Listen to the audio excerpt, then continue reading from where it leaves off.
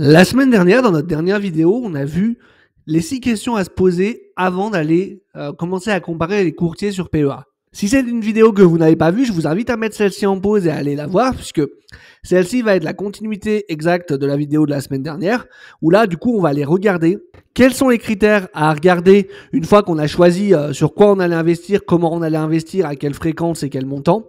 Quels sont les critères à regarder en fait chez un courtier afin de pouvoir faire son choix. Et vous allez voir que je les ai classés par ordre d'importance selon moi. Et donc ça, c'est quelque chose qui est relativement personnel. Et peut-être que pour vous, vous n'auriez pas du tout mis le même ordre d'importance que moi. Et ce sera vraiment à vous de définir en fait quels sont les critères les plus importants pour vous par rapport à votre méthode d'investissement et par rapport à votre profil d'investisseur.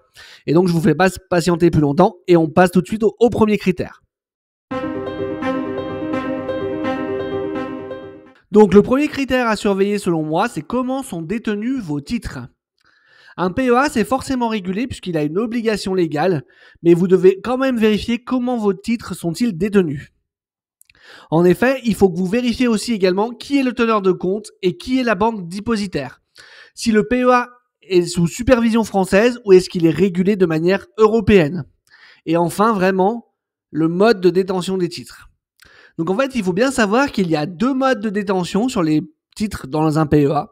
Donc le nominatif administré, qui est quand même le plus courant, ou la détention collective, qu'on appelle aussi le compte omnibus. Et en fait, dans cette deuxième détention, les titres de tous les clients sont regroupés sur un seul compte global au nom du courtier. Donc c'est un peu plus opaque et en cas de défaillance du courtier, ça sera beaucoup plus long et beaucoup plus complexe pour vous de récupérer votre argent. Et surtout, comme vous n'apparaissez pas directement dans les registres des entreprises en tant qu'actionnaire, vous n'avez pas de droit de vote ni d'invitation aux assemblées générales. Le deuxième critère, c'est sûrement un des plus négligés de tous, et c'est donc la profondeur de l'offre. Donc on en a déjà un peu parlé dans la vidéo de la semaine dernière, mais effectivement, c'est un point essentiel à surveiller, surtout si vous voulez faire des investissements qui sortent un petit peu de la norme. En effet, si vous voulez simplement acheter un ETF World, vous devriez pouvoir trouver votre bonheur à peu près partout.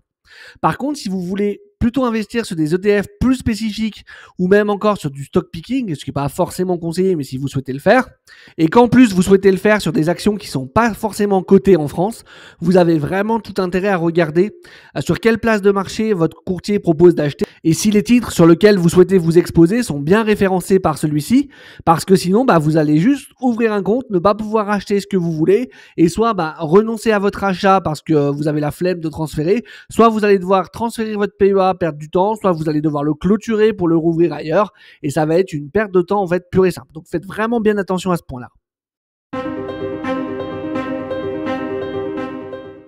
Alors on ne va pas se mentir, aujourd'hui la plupart des gens qui sont fortement intéressés par l'investissement, ils vont avoir leur compte de placement, que ce soit leur PEA, leur compte titre, voire même parfois leur assurance vie, qui seront détenus directement dans des banques en ligne. C'est relativement rare que ces gens-là aient encore un PEA en banque physique par exemple. Mais du coup, ce qu'il faut bien prendre conscience, c'est que avec la banque en ligne, vous êtes souvent tout seul face à votre ordinateur.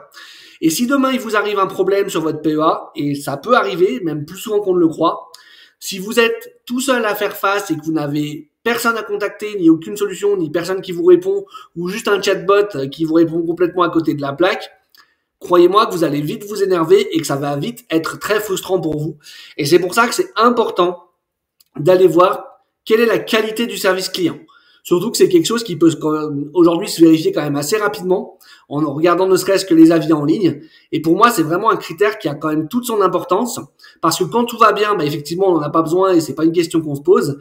Mais le jour où on a un problème, croyez-moi, on sera très content d'avoir quelqu'un qui soit prêt à nous répondre, qui soit réactif, qui soit compétent et qui nous donne tout de suite les bonnes informations pour résoudre notre problème plutôt que de se retrouver seul face à son ordinateur sans savoir quoi faire et juste en panique. Avoir une plateforme également qui correspond à vos besoins et à votre expérience en tant qu'investisseur, c'est quelque chose qui est assez primordial. Parce qu'encore une fois, j'avais cité cet exemple dans la dernière vidéo, mais un débutant qui se retrouverait sur la plateforme Interactive Broker comme premier courtier, soit il faudrait vraiment qu'il ait la tête assez dure, soit c'est quelque chose qui pourrait carrément le dégoûter de l'investissement. A contrario, quelqu'un qui a besoin de faire du trading ou des choses comme ça, qui est investisseur depuis plus de 20 ans, je suis pas sûr qu'il retrouve son compte sur des plateformes où il n'y a même pas de carnet d'ordre. Donc vous voyez, en fonction de votre niveau, vous n'allez pas avoir les mêmes besoins et c'est important que vous trouviez la plateforme qui correspond aux besoins que vous allez avoir, que vous allez réussir à prendre en main et à utiliser facilement et qui a les fonctionnalités dont vous aurez besoin. Sinon, encore une fois, vous allez juste ouvrir votre compte, vous rendre compte que ça vous correspond pas du tout parce que il manque des fonctions ou parce que c'est beaucoup trop simple pour vous ou beaucoup trop compliqué. Et donc, perdre du temps, aller chercher un autre courtier, à transférer votre PEA ou à le clôturer. Et encore une fois, c'est de la perte de temps pure et simple. Donc, vraiment, prenez juste 2 minutes pour regarder ces critères-là avant de faire votre choix définitif. Et vous verrez qu'après, vous serez beaucoup plus serein.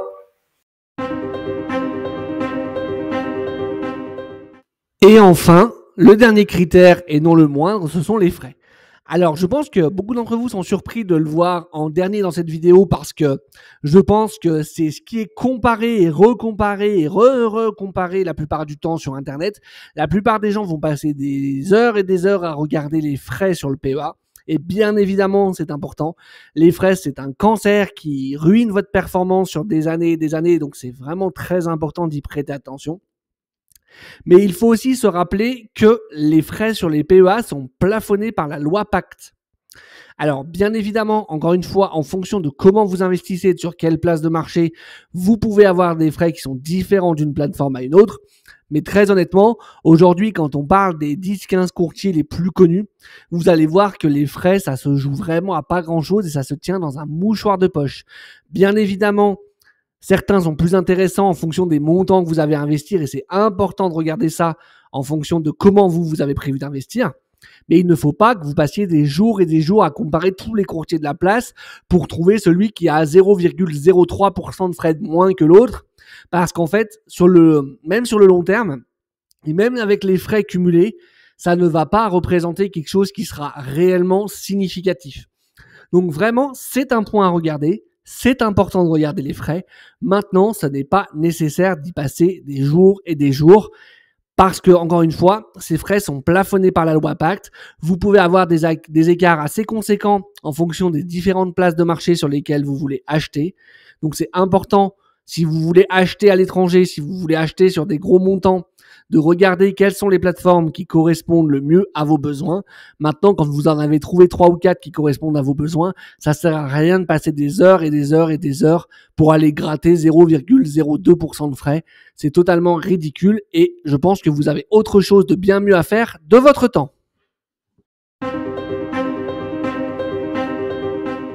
Donc en conclusion, choisir son courtier avec qui vous allez décider de travailler, ce n'est pas non plus un acte anodin.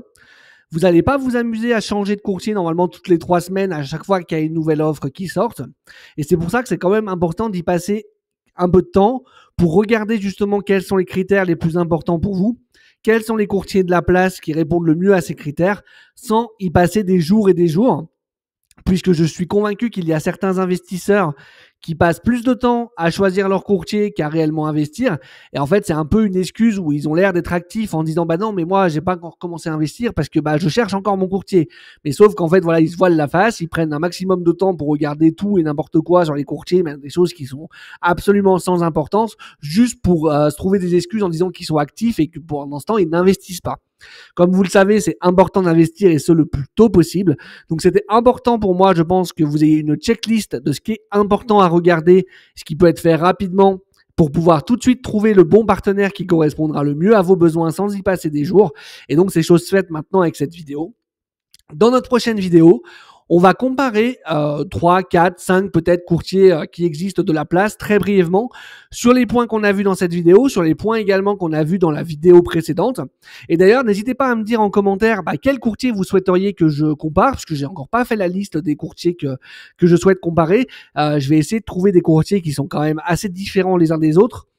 Voilà, mais si vous en avez à me suggérer, en tout cas, n'hésitez pas à me le mettre en commentaire. C'est avec plaisir que j'irai chercher des infos sur ceci. Et puis, du coup, moi, j'espère vraiment vous retrouver sur une prochaine vidéo. N'hésitez pas à vous abonner à la chaîne. C'est vraiment le plus gros soutien que vous pouvez m'apporter. Et puis comme d'habitude, un like, un commentaire, etc. Tout ça, ça aide au référencement de la chaîne, ça aide à faire découvrir mon travail à un maximum de monde. Et c'est vraiment le meilleur cadeau que vous pouvez me faire. Et en plus, c'est gratuit, hein, ça vous coûte absolument rien. Voilà, donc moi j'espère vraiment vous retrouver sur une prochaine vidéo pour vous aider à vous aussi devenir un investisseur indépendant. Et je vous dis allez, ciao, à la prochaine.